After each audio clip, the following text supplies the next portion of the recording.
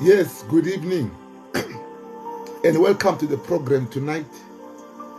Tonight we're speaking about prerequisites for progression. I think we have seen people grow in life. We have seen people move from one level to the next. And moving from one level to the next doesn't just come just because you are saved. It doesn't just come just because you prayed. It doesn't come just because you are in the worship team or you do something. So now, progress is a decision. If you want to progress in life, you have to make that decision saying, I want to progress. So, I'm going to share with you 6 steps or 6 things. Not that these are the only ones. No, these are the ones that came to my mind. And these are the ones that I read and I found scriptures related to them.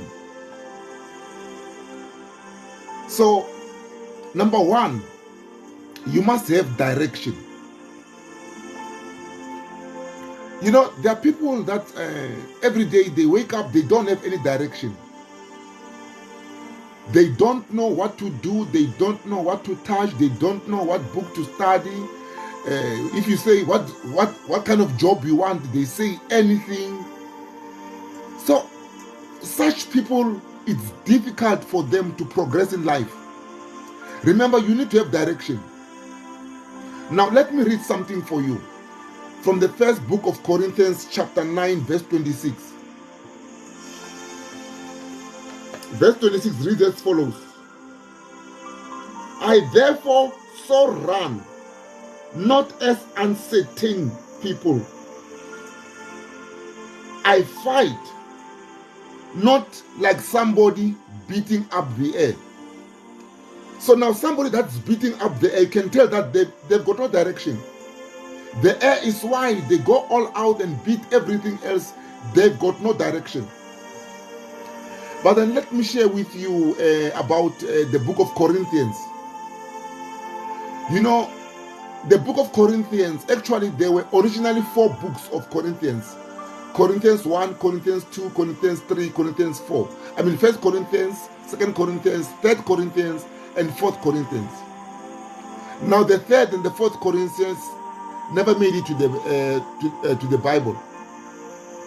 So when Paul wrote to the Corinthians, he had one thing in mind.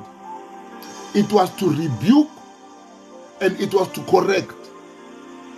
So now remember, Paul started the churches in Corinth. Now he left Christians there. Now Christians went out of order. Christians did things that are abhorrible, things that are not right. Sexual immorality, making noise in churches, women shouting in churches, and so on and so on. So when Paul wrote the book of Corinthians, please, each time you read these 2 books, have 2 things in mind: rebuke and correction. So now as you read, now remember 1 Corinthians, 2 Corinthians, it's about correction. It's about rebuke. It's about realigning. It's about bringing people back to order. That is why these books may not be applicable to certain churches that are straight, that are doing things correctly. But the whole Bible is relevant anyway. So, Paul was worried about what he heard about the people of Corinth, because the elders wrote him letters to tell him what the problems were. And Paul realized that these guys don't have direction. Now, you know, there's no direction. When they wake up in the morning, they don't know what to do. Like I said, when they ask them what kind of job do they want, they don't know. Now you've got such people today who don't have direction. I mean, you ask maybe some ladies, what do they want to do in life? No, I want to marry a rich man. That can't be a direction, surely. Or I want a man that has got a salary. Or I want a man that can drive a car. Surely that is not a direction. Remember, direction is personal. What is it that you want to achieve as an individual? And your achievement must not be based on what other people do to you or for you. Your achievement must be something that comes from within. When we were training at college some years ago, we were taught this term, intrinsic. So now the motivation must come from intrinsic sources. Intrinsically, it must be from within. You must be motivated enough and say, this is my direction in life. I mean, I think you know that when kids go to high school, when they get to grade 8, the principal and the teachers there want to direct them into a particular direction. Or you take the science stream, you take the general stream, you take the accounting and economic stream. You know, that is where people are given direction. So direction is very, very critical for Christians. Especially if you are a leader in church. You know, Christians should be the most successful people on earth. Why? Because we've got the Bible guiding us. We've got the Bible showing us direction. We should be the most successful people ever. I mean, all other people don't have this kind of resources that we have. And don't have the same kind of God that we have. A God that is called Father. No, you can listen to all the religions. They don't call God their Father. They don't call God their Father. No, they don't have that relationship. But we do. So now, don't you think your Father wants you to succeed? And the Father is simply saying to you, my daughter, my son, help me help you succeed. Please write down the direction where you want to go. He even tells us in Habakkuk chapter 2, says, write a vision down. Write the vision down so that people who read it may run with it. So now if you do not have direction in life, if you don't have your vision down, written down in life, how can people assist you? So now remember, your direction will determine what kind of people you attract. The direction that you've written down will determine the kind of people you attract. And the people you attract must be people that have got input in your life. People that you respect. People that will show you direction. People that will give you resources. How do you give resources to someone who is directionless? So Paul was addressing the Corinthians and says, guys, you must have direction. You cannot just come with confusion. That is why in the second book of Corinthians chapter 12 verse 40, he says something very, very interesting, Paul. He says, God is not a God of confusion. Why? Because he was busy aligning them. There was confusion in Corinth. Why? No direction, no leader, no vision, no goals. No, you need to have goals in life. No goal. Remember, your goals must not be dependent on other people. And I want so and so to come and do this for me. I want to start a ministry, but I want people to come and fund my ministry. No, it does not work like that. If you want to go into ministry, you fund it yourself. If you fund your ministry yourself, God will send the right people to come and help you. But before you have direction, let me tell you, no one will join you. No one will feel pity for you. You need to have direction. Number 2, you need to have dedication. You know, you must put all efforts. You must have the desire to succeed. You put all effort.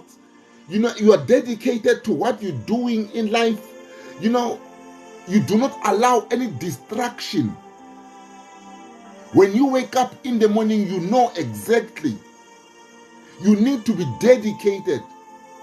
Meaning that you need to cancel everything else. You cannot have 20 objectives in life. I mean, surely you can't have 20 objectives or 10 objectives and say, here are my objectives. No. You must be having one objective and be dedicated to it. So now if you say that you want to progress, you need to have dedication towards the goal that you've written down. I don't know, as a child of God, as a child of God, you know, we like going out there to rebuke. Sometimes we even rebuke God. We bind God. I bind in the name of Jesus. No, if you do not show dedication to the things that you do, success will not come your way. So success is critical for a Christian. Remember, we need to be the light of the world. We need to be the light. Jesus said he is the light, and we are also the light. We are the salt of the earth. How can a salt of the earth be without dedication? So that is why you need to dedicate yourself, dedicate your body, dedicate your resources, dedicate your time into what you want to do. It means you allocate 80% of your day to what you want to achieve. So now if you are not dedicated, let me tell you, you can pray all night, you can pray many prayers, there won't be an answer coming through. Because God wants people that are dedicated. Now, let me just give you an example. I see psalmist Tami Mchele is on the line. You know, I've known that man for over 15-20 years now. He is a psalmist, he plays the keyboard and everything else. And he tells me, if you want to be a good keyboard player, you need to be dedicated to it. It means the time that you spend rehearsing. I mean, he's been playing that thing for 20 years, 30 years, but he still does not know everything. And he says, no, I learn every day. I dedicate myself to this thing. So now, if you do not dedicate yourself, there is no progress for you. You will not progress in life. Why? Because you are dedicated to nothing. You will reap nothing. You will achieve nothing. That's how life works. What are you dedicating yourself to? You know, Paul says in Romans chapter 12, do not be conformed to this world, but be transformed by the renewing of your mind. Your mind must be renewed, dedicated to what you want to achieve. Please have these goals written down. Write your goals down. Point number 3. You must have determination. You must have determination. You know, determination speaks about obstacles. You can find that in Philippians 3, verse 12 to 15. Maybe let's read that one quickly. Philippians 3, verse 12 to 15. Philippians 3, verse 12 to 15. It says, not as though I had already attained, either were already perfect, but I follow after, if that I may apprehend that which is I'm also apprehended of Christ Jesus. I do not count myself to have apprehended the achieved or arrived. But this one thing I do, I forget those things which are behind. I forget those things which are behind, and reaching forth to those things which are before me. I press towards the mark for the prize of the high calling of God in Christ Jesus. I press on. Paul says, he was writing to the Philippians. So now remember, when Paul wrote to the Philippians, it was merely a thank you letter. Because the Philippians, with the direction of Lydia, had gifted him with a huge, generous financial gift. By the way, of all Paul's letters, Philippians is the one letter where Paul is happy. Where Paul is happy, he's not rebuking, he's not doing all those kind of things. He's not giving direction. He is simply expressing his happiness. Why? Because they gave him a financial gift. So now he says, you need to have determination. Determination, it means you fight obstacles. You press on. Obstacles come, but you press on. Pressing on means break through. Remember, when you break something, you have to use force. When you break something, there has to be some effort that you put in. You break through. Nothing will fall on its own. That is why there are some things in your mind that you need to uproot. You cannot cut them with a knife or a pair of scissors. You need to uproot them.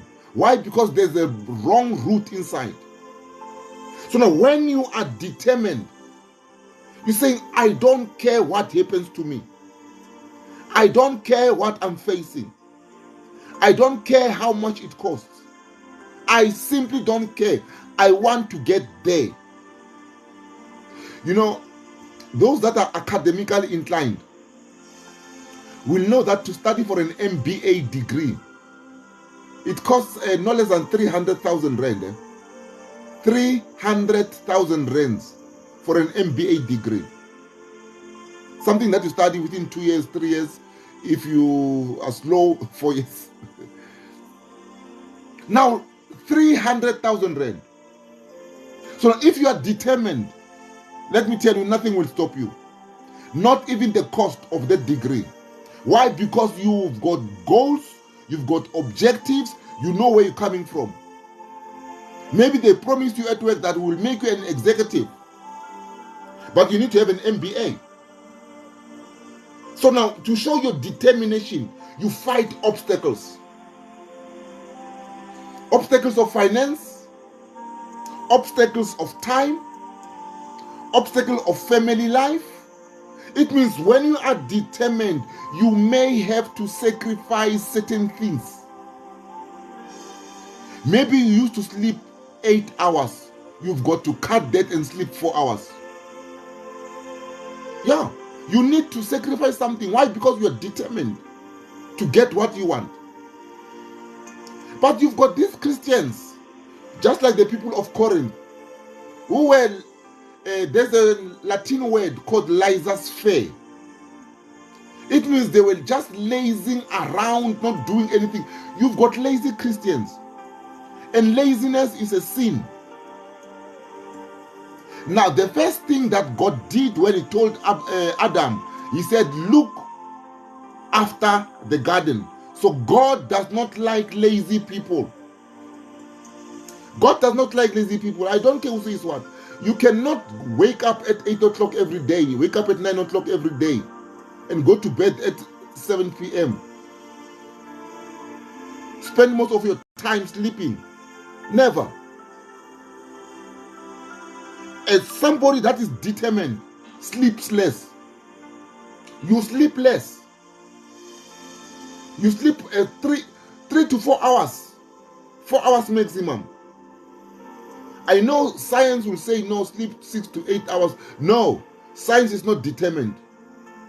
If you're determined, sleep for 4 hours. You go to bed late. Why? Because you are busy studying. You want to show that you believe in this high God that is promised. Let me tell you, progress is inevitable for people that are determined. Progress will not come just because you hang around people that are successful. I mean, yes, good company will help you, but it will not automatically come to you. Look, if you're determined, You will not be relying on your spouse or your partner and rely on their success. And say, no, my husband is a doctor. My husband is a dentist. My husband is an engineer. Yeah, it's your husband. How about you? How about you? So it is important. It is important that you become determined. We're talking about progress here. We're talking about moving from one level to the next. Determination. That is point number 3. Fighting obstacles. Verse Philippians 3, verse 12 to 15. Number 4. Diligence. You know, these words may seem very, very close, or may seem similar, but they are not similar. Each and every one has got a special meaning that you, who is determined to progress, must know. So remember then, you need to be asking yourself questions all the time. Now, suppose you want to go into business. If you want to go into business, you must ask yourself 2 questions. 2 questions that you must ask yourself. Remember, you cannot go into business to create employment. You go into business to make money. You want to go into business to make a profit. Now, for you to make a profit, it means you need to solve people's problems. So ask yourself, what problem am I solving in my business? Ask yourself that question. If you're not solving a problem, who will come and give you money? People will give you money if you solve their problem. If you've got a heart problem, the cardiologist, you must give him money for him to help you. If you've got a skin problem, the dermatologist, you must give him money to solve your problems. They can't solve your problem for free. That is why you need to ask yourself a question all the time. Why am I in business? What problem am I solving? Question number 2 that you need to ask yourself, is there money involved? Can someone pay for this service? You know, haven't you realized the people that normally go on strike, the people that are lazy, they don't want to do a perfect job, are the people that do what everybody can do. Can you just imagine a car wash attendant going on strike? Hello? Anyone can wash a car. So now will you miss him? No, you won't miss him. Yes, you may be lazy, but you won't miss him. The car will still move even if it's dirty. You can do it yourself if you have to.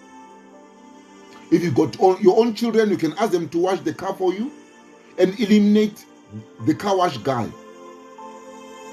So now it is so important that you ask yourself, what problem am I solving?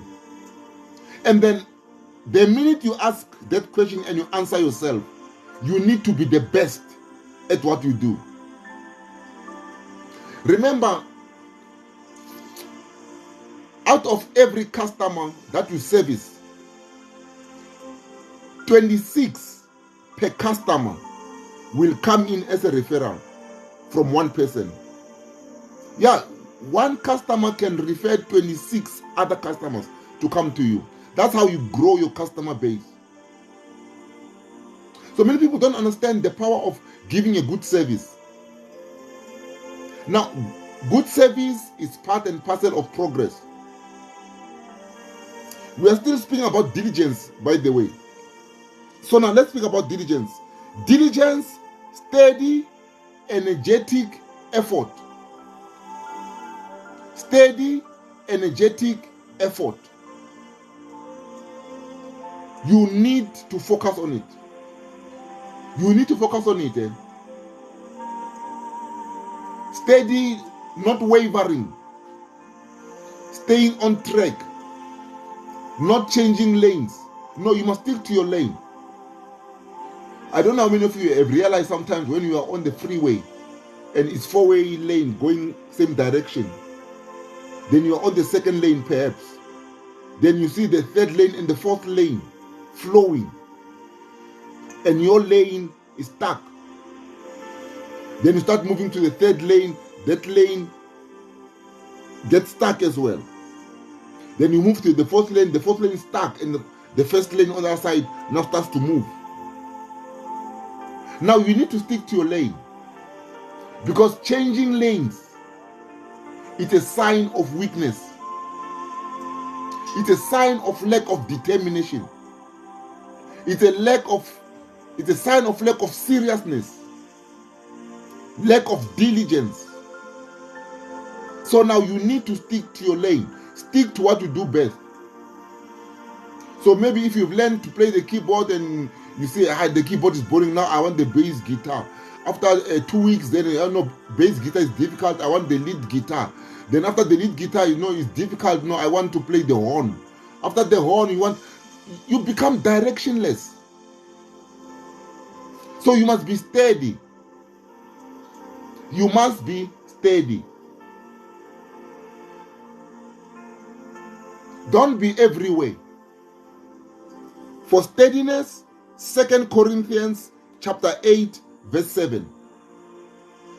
Paul is talking to the Corinthians there. Remember, Corinthians, it's about rebuke, correction, alignment. Because the Corinthians, to tell the honest fact, they were out of order.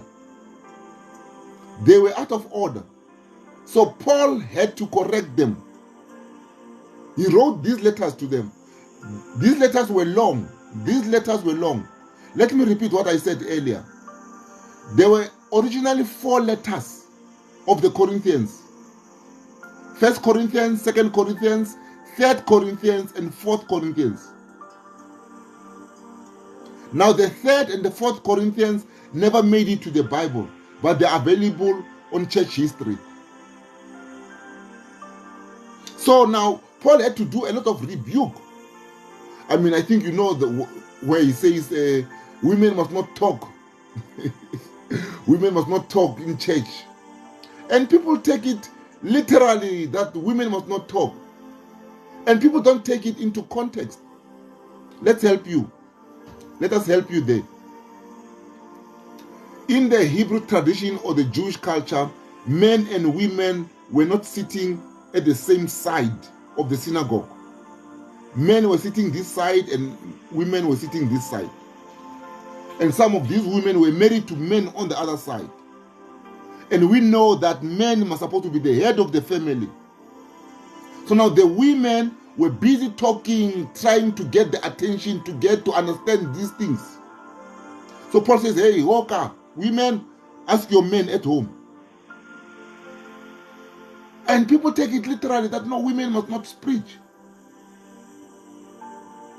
Do you want to tell me, honestly speaking, you are busy drowning and a woman throws a rope at you so that you can catch it and swim ashore? Are you going to leave that rope and say, no, I'm not touching it because it's a woman? Are you saying that somebody who is taught by a woman can't go to heaven? Hi. But anyway, diligence, steady, energetic effort. You must put in your whole energy into the whole thing. We are speaking progress here. We're speaking progression. You need to put your whole energy. One thing about energy, you won't have this energy for long. I remember 22 years ago, I had a lot of energy. But then as I advance in age, the energy gets drawn a little bit. The energy takes a drop back a little bit. So now if you put energy now, let me tell you, the rewards in future are great. Diligence. Do you want to progress in life? Diligence. Number 5, discipline. Discipline means that you become strict with yourself. You become strict to yourself. You know, I think some of us here went to school where our teachers were strict. Or maybe our pastors were very, very strict. Parents were very, very strict. Parents would say, you come back home at 4 o'clock. From playing, you come back at 6 o'clock. They were very, very strict on that time. And they insisted on that. If you do not make it 6 o'clock, you were punished. So now you need to be strict with yourself. You know why you must be strict with yourself? Why? Because you've got the brain, you've got the soul, you've got the mind. The mind has got some actions of its own. All the battles that you fight as a Christian are in the mind. So now you need to be strict with yourself. I mean, for instance, your pastor can decide, let us fast. Now somebody will pass in here holding chicken licking in their hand. And the chicken licking smelling smart, nice, smelling beautiful, or yeah, smelling, yeah, you know English, ne? Delicious is the word. So now you've got to be strict with yourself and say, okay, this is chicken. I don't eat from this time to this time. You've got to be strict. Restrict yourself. Or maybe you want to change diet. You want to stop eating beef. And somebody comes with a beef stew that is so nice. You've got to be strict with yourself and say, I don't take beef. Or maybe you want to stop taking dairy. You say, no, I don't take milk in my in my tea. Or maybe I don't take sugar. You need to be strict with yourself. Strictness speaks about self-restriction, self-control, which is the fruit of the Spirit that appears also in Galatians chapter 5 from verse 22. Discipline means strict with oneself. Punish yourself. Don't wait for somebody else to punish you. You know, look, it's not the same. High school is not the same as varsity. Varsity, you must punish yourself. You punish yourself. You do not wait for your lecturer to punish you. The lecturers don't care there. Whether you come and attend the lectures or not, they just don't care. Some lecturers don't even take a register for for that matter. They don't take a register. Whether you are there or not, Mushito Utselapil. So it is important that you realize that in life, you need to be disciplined. If you want to go to the gym, you need to discipline yourself. You need to discipline yourself in the gym. You cannot have these muscles that people have if you don't discipline yourself. Now let's go to 2 Corinthians chapter 9 verse 25. 2 Corinthians chapter, what did I say? 1 Corinthians chapter 9 verse 25.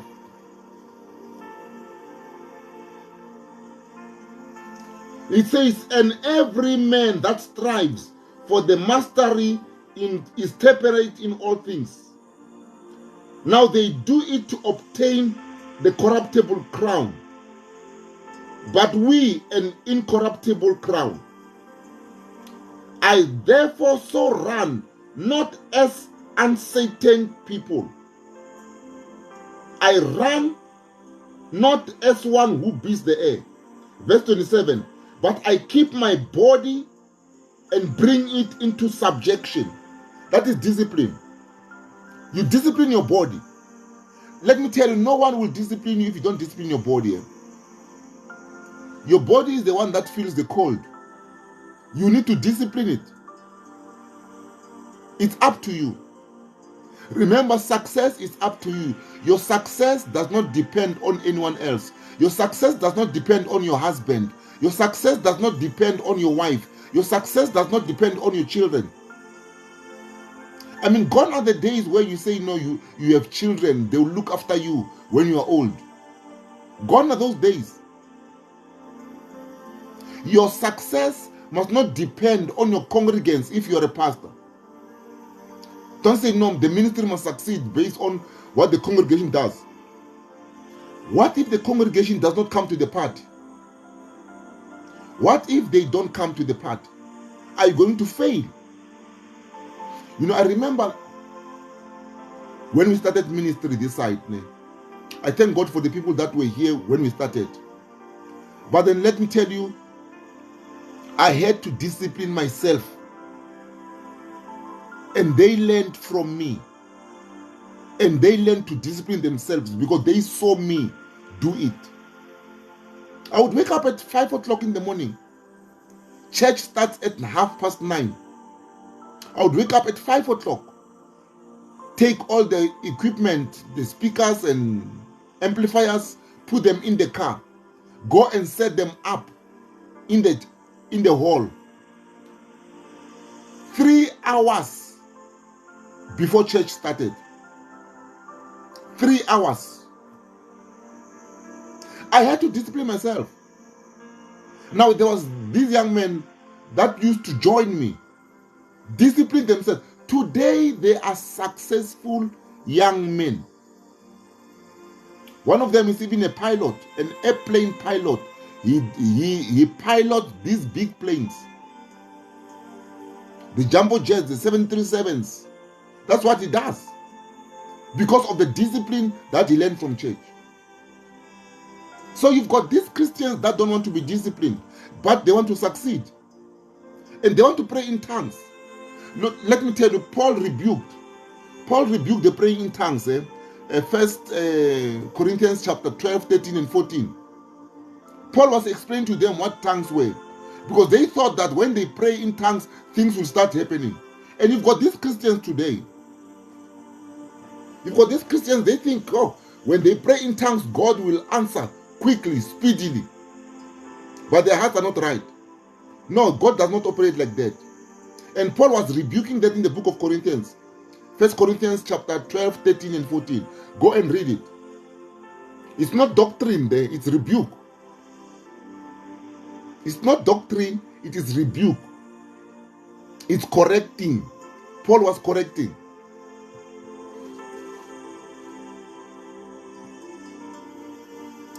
So be strict to your body, be strict to your mind.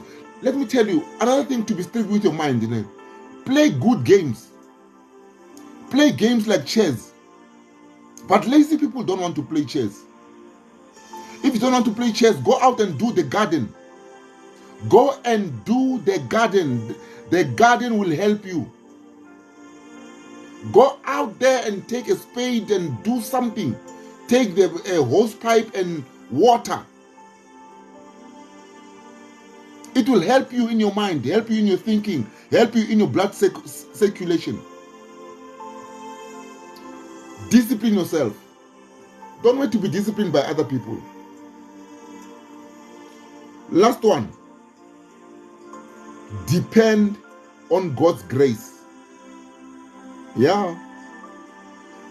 You know, sometimes we think that we can do things on our own. We forget that it is God. We forget that it is God. Depend on God's grace. So it is important.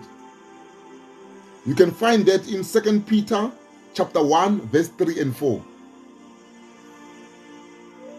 Never underestimate God's grace for your life. Never underestimate what God can do for you. Never underestimate.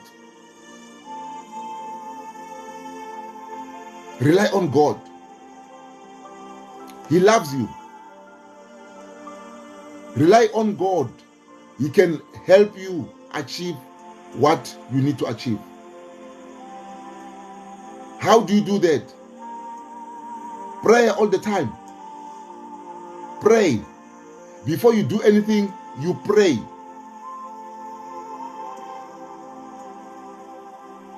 After doing something, you pray, you say thank you. Before you go to bed, you pray. When you wake up in the morning, you pray. Remember, a prayer doesn't have to be long. A prayer doesn't have to be long. A prayer is a state of mind where you realize that you are nothing without God. Now, some people want to pray for so many hours. Okay. Yeah, pray for so many hours.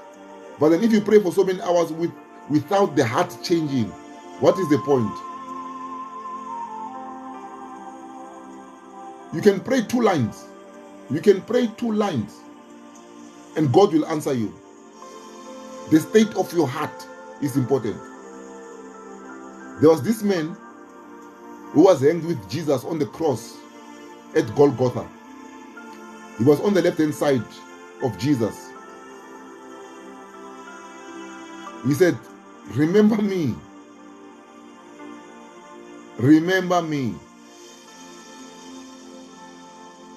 And guess what? Jesus said to him, tonight I shall be with you in paradise. Short prayer. Last minute prayer.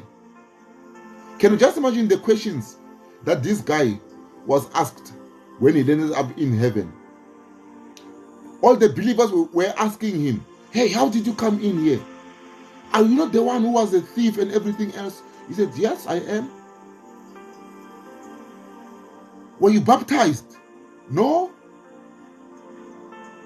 Did you confess Jesus as Lord and Savior? No. Did you attend any crusade? No. Did you go to conferences? No. How did you land here? He said, God's grace. God's grace. Never underestimate God's grace. Thank you very much for joining me this evening. I would like to acknowledge several pastors that I see on the line. The Pastor Tabiso Tabete, Pastor Ngolwani, thank you very much.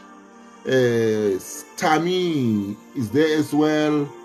Roni Marakarala is there as well. Psalmist Tami, or the other Tami is there as well. Mfundisi Geshom Ndlovu. My brother Harry Maled Shungwani, I see you there as well. Pastor Menzi Ngumalo, I see you as well there. Thank you for joining me, everybody, this evening. We must progress.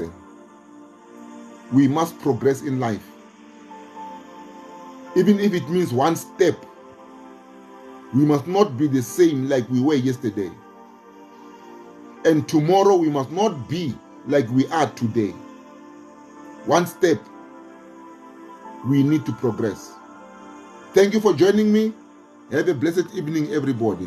Thank you.